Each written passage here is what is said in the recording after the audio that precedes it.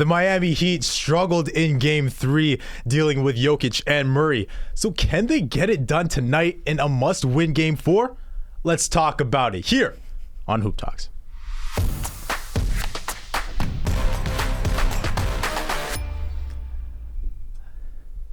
It's your boy Jelani Goodridge-Reid. That is JGR to you, along with Justin Pooni and Noor Zainab. How y'all feeling today?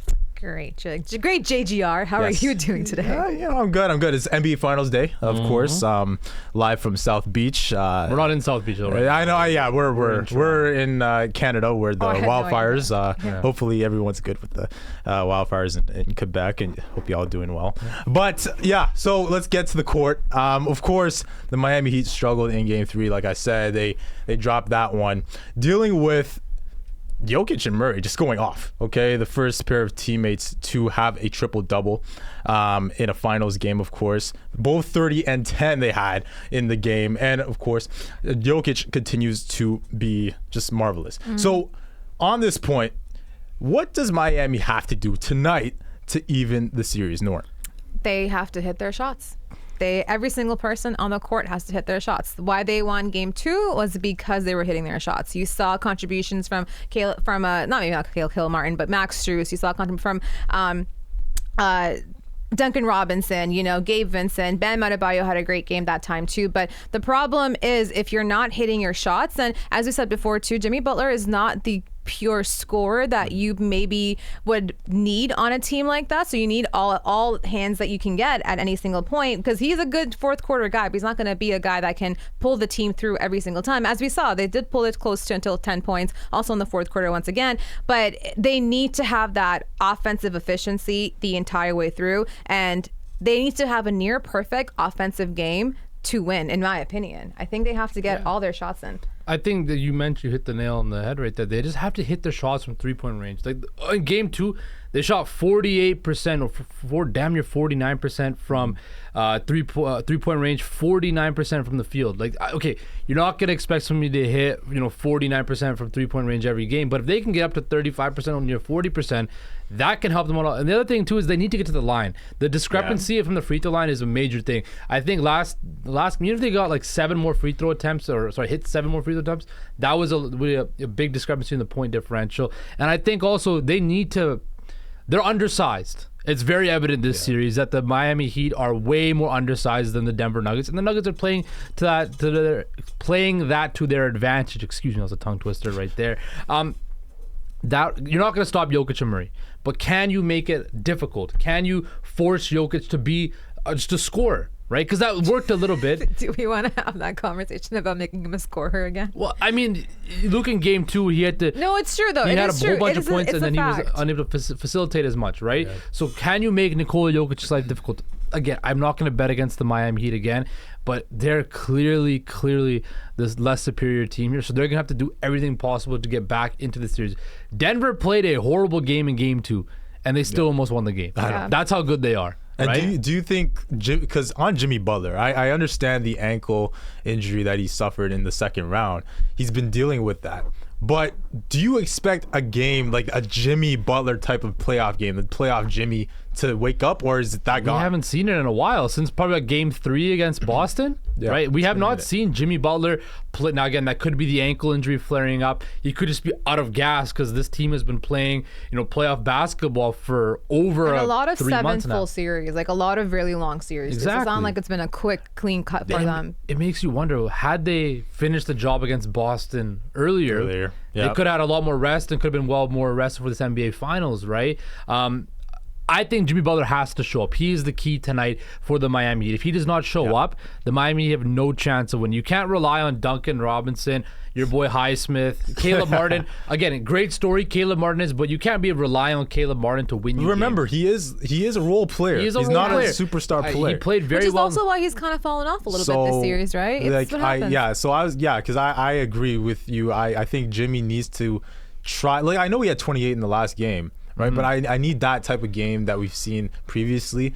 I'm not asking for the 50+ that he had in the first round against Milwaukee, but still, like, I just feel like at this point, knowing how good Denver is, you're going to need one of those type of performances. You cannot, like Justin said, you can't rely on the others all the time to show up more than you. You know what I mean? It can't be a Gabe Vincent and Caleb Martin type of deal. Well, you need Gabe Vincent to show up. He shot 2 of 10 last game. Right? Yeah, that's true. Like Gabe Vincent did not. But I mean, like, as in the number one guy. Yeah, you know, exactly, you know what I mean? Like, I think the Heat, they're at home, so their role players did not hit their shots in Game 3. Generally, role players play better at home. That's what I thought going into. I told Nora I thought that was going to be the case. Now now it has to be the case tonight. Otherwise, this series is over. I think Jimmy Butler should have had a big game last game. Game 3 should have been his game where he has a big game. You're at home now. You understand the series is tied, and if you're going home, you want to take that advantage and you want to bring your series up 2-1. But again, 28 points is not a bad night from Jimmy Butler. But then again, you have to take into account that it was a blowout pretty much the whole way through. 28 points on 24 shots, right? So again, he was 11 for 24 from the field, not the most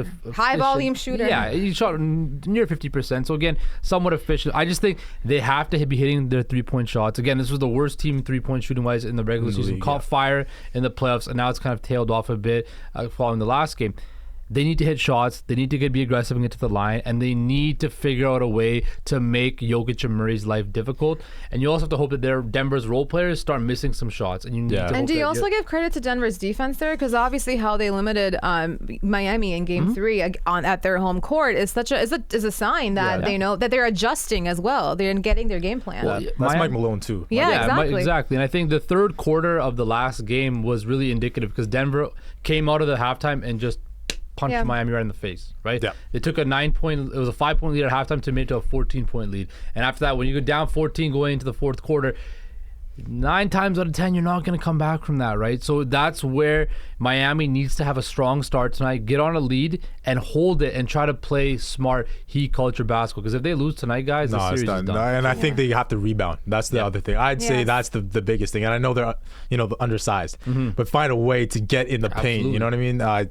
Because Denver's just they're owning them in that area. And the funny thing is Denver, they only shot 5 for 18 from downtown last game and they still won. You know what I mean?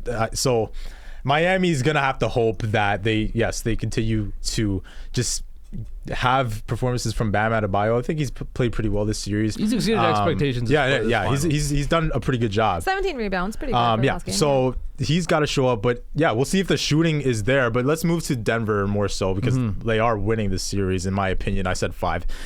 Jokic and Murray. Look, this duo has been really consistent over the last few years. But guys, we're getting to that point where are they clearly the best duo in basketball right now? If they win the title, they kind of have to be, right? Well, no, okay, let's think about it. And if not, is there another? Are we duo? talking big guard? No, just duo. Just straight duo in general. Let's talk about the duos right now, okay? You've got JB, JT. Then you have Giannis and Middleton. Giannis Holiday. Okay, fine, Giannis Holiday. But I mean, it's more Middleton. I would say it's Middleton. I know he's hurt, but people look at Middleton more. Yeah, I would say it's Middleton. So, and then afterwards, okay, you got Curry, Clay. Kevin Durant, AD? Devin Booker. LeBron, AD. Luka, Kyrie. Siakam and Fred VanVleet. Who else is it? That's pretty much it for the big guys, Siakam, right? Fred VanVleet? No, I'm talking about the duos in the NBA right now. So Garland, if you're looking at all of them, Mitchell. there's potential. Okay, may I? If you're looking at all of them, there's potential, I think, for a bunch of them to come out on top. I think Luka and Kyrie, if they can somehow make it work, that's kind of a dangerous duo. I know they both need the ball. I know, but imagine they can make that work. Oh my God. You're the biggest Dallas Cowboys fan. I'm a huge Cowboys fan, but Mavericks, nah. Okay, Devin Booker and Kevin Durant. That's a different duo as well that I'm like, we saw what they did. Obviously, they lost. Games. they play together. So, like a full season, you never know. You never know. But I think in terms of what they've got going on and their experience, it's easily Nikola Jokic and Jamal Murray. Like it's also the pairing, too. You got a big with the guard. It just works out so well. They both had triple-doubles last game. They're the only players over 20 points for the Nuggets, I think. What is it called? Yeah, they had both at 32 and 34. And then Christian Braun had 15 off the bench and Aaron Gordon had 11. Other than that, it was pretty much they carried the load for the Denver Nuggets, and that's how it's been most of the playoffs. And I think when you look at these guys, Jamal Murray, I think we talk about playoff Jimmy a whole lot. We never talk about playoff Jamal. Playoff Jamal might be a real thing, right? He's proving to the world on the game's biggest stage that I'm just as good as all the other young guards you talk about. You talk about the SGAs. You talk about the Jaws. You talk about whomever, right? His name needs to be in that conversation as well. And I mentioned this the other day. We know it's kind of been anointed that SGA is the best Canadian in the NBA currently. You gotta have the discussion with Jamal Murray being in there now too, right? After what he's done in these playoffs, like he can do it all. He can take it to the hoop. He's got a handle. He can shoot, right? I think Jamal Murray has to be in that conversation as the best Canadian NBA player with SGA. And he could have been an all-star by now. Let's say he was in the Eastern Conference. If he was because in the it's so stacked in the West. It's so guard heavy in the West. And he's been injured a lot too. So that makes sense. So quite a bit. That's the thing. But yeah, for me, I think clearly at this point, especially with a ring, like there's no discussion who the best duo is in the league. And I know LeBron AD, they won a couple years ago, but what happened in the conference finals? You know what I mean? So you know what's funny? I've totally forgot the Lakers were in the conference finals. Like that's just a couple weeks ago. Can I say something right now? Yes, you can. I predicted that. You did? Did I not? Well, I said Lakers would be. You said Lakers Clippers though. Yeah. I said Lakers though. Did I not? You did say they Nobody beat the else Warriors. would What say happened to the Lakers. Clippers though? I don't care. They got injured. What I'm saying is half of my prediction was right, and they also beat the defending champions. So I'm just gonna say. Yeah, and before we end the show, we'll end these quick minutes off with Jokic. Okay, just keying in on him. My guy, Nikola Jokic, my MVP. He won Finals MVP, just didn't win. But I still think he could have gone 3 in a row. Now it's so funny to me, like all the people that were talking so much garbage about this guy, they've reversed course. They're like, oh my gosh, Jokic, he's great. Oh my gosh, I should have stayed up, every night and watched this guy. I wouldn't because the games are on late in the West Coast. So yeah. Anyway, where does he rank all time? Right, because that's the question now.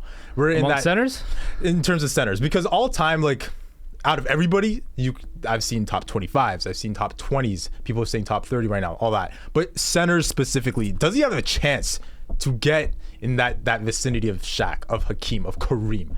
He's got to win multiple rings. I would say I don't think so, because I don't think he's that. I don't think so, just because I think his game entirely is not offense. He's also such a big, impactful player when it comes to moving the ball around that even if he wanted to, I feel like he would take the step back because if you want to be one of those greats, you have to have numbers and you have to put those numbers up constantly, right? I mean, but I'm saying offensively, I think he can do more constantly, but he chooses to also become a facilitator. I think in terms of scoring, he can. If he wanted to, he could, but he's such a playmaker, right? I think basketball is offense and defense, right? Come on, man. Hakeem won Defensive Player of the Year, MVP, and final. Yeah. I think people sleep on Hakeem for some reason. Hakeem Olajuwon was an all-time defensive player and an all-time offensive player. Shaq was the most dominant player we've ever seen in league history. Of course, Kareem, Wilt, put up monster numbers.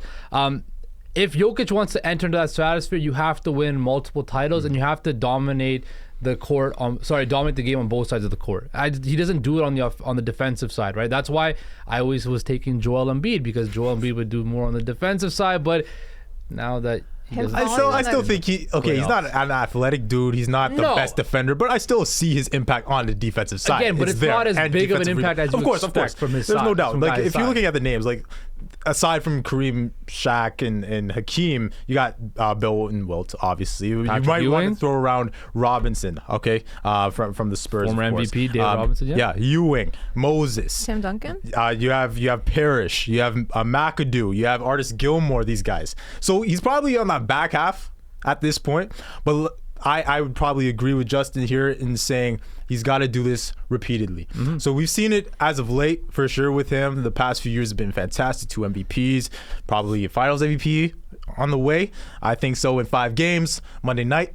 But Monday night. Yes, Monday night. It's settled. Russell Wilson, will he be in attendance too? I think so. With Sean Payton, with John Elway. He'll be front and center with all the cameras. I think the show says Hoop Talks, doesn't it? With Kale McCarr, he'll show up as well. Does it say Hoop behind Anyway, Hoops. Joe Sakic will be there too. Wow. But I just think, with more years, let's say a couple more years of this down the line. He's only 28, I believe. Mm-hmm. So it's still possible. Denver's not going anywhere.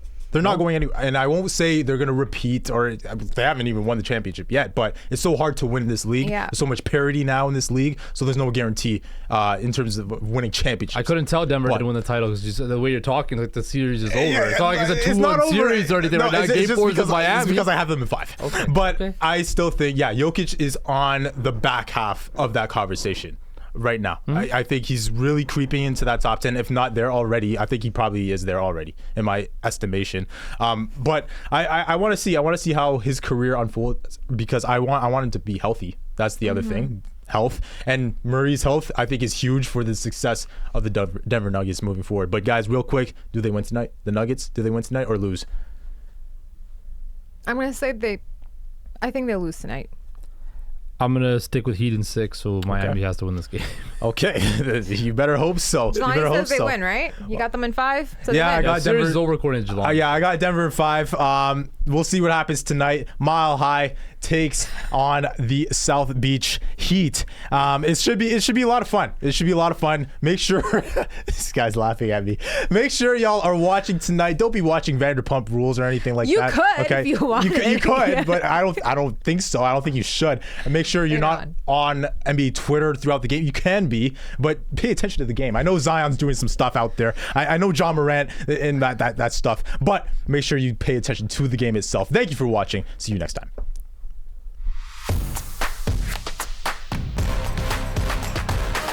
You messaged me on Slack.